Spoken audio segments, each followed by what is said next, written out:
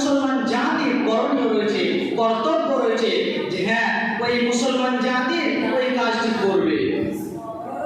তাই আমাদেরকে করণীয় হচ্ছে সর্বপ্রথম আল্লাহ তাবারক ওয়া তাআলা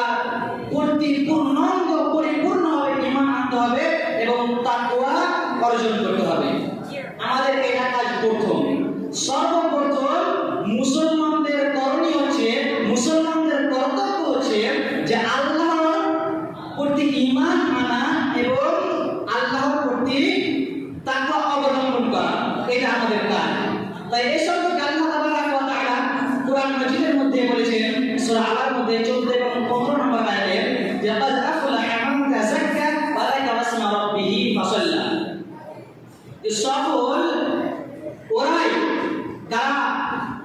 যারা কি করে আমাকে স্মরণ করে, যারা তাদের নিজেদের আত্মাকে পবিত্র করলো, পরিশুদ্ধ করলো, তারা সফল কাম, এবং যারা সালাত আদায় করলো।